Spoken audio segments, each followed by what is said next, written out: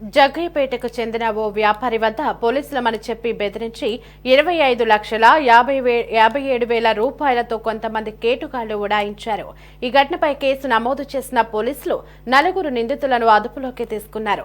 ఈ కేసులో మరో నిందితుడు పరారీలో ఉన్నట్లు విజయవాడ సిపి రాజశేఖర్ బాబు తెలిపారు.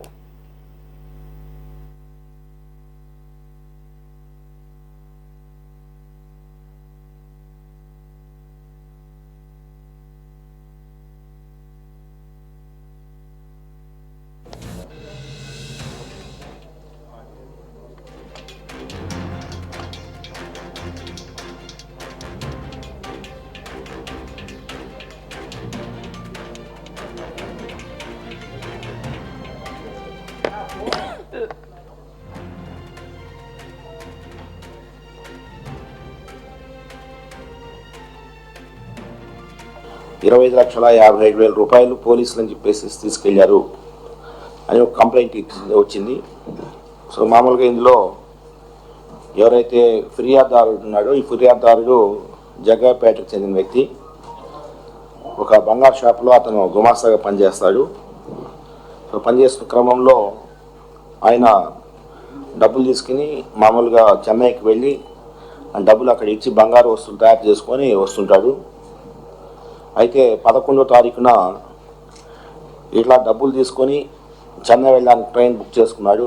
కానీ ట్రైన్ మిస్ అయింది. మిస్ కావడంతో కారు బుక్ చేసుకొని కారులో బయలుదేరి విజయవాడ దగ్గరికి వచ్చేటప్పటికి ఇక్కడ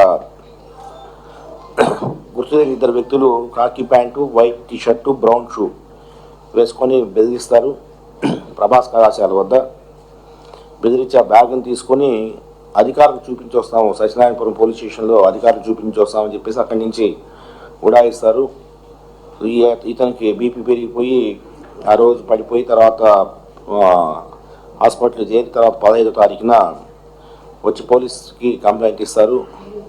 సో దీని మీద క్రైమ్ డీసీపీ తిరుమలేష్ ఆధ్వర్యంలో ఏడీసీపీ రాజారావు, అదేవిధంగా ACP Venkateswarlu, CCC inspector P Srinivas వీళ్ళందరూ కలిసి కొన్ని బృందాలుగా విడిపోయి ఈ కేసుని ఇన్వెస్టిగేట్ చేస్తారు. చాలా చక్కగా ఇన్వెస్టిగేషన్ ఈరోజు ఉదయం 10 గంటలకి బీఆర్టీసీ రోడ్లో ఒక ఇంట్లో 4 వ్యక్తులను అదుపులో తీసుకోవడం జరుగుతుంది. ఇందులో ఒకరు చేగు పార్థసారథి, 2వ అతను పఠాన్ సుహానీ ఖాన్, 3వ లేడీ ఈమె పత్తిపాటి శాంతి, తర్వాత షేక్ హజారుద్దీన్ 4 కూడా ఈరోజు పట్టుకోవడం జరిగింది. ఒక గుళ్ళూరు వంశీకృష్ణరాజు ఆయన ఇంకా పరారులో ఉన్నారు.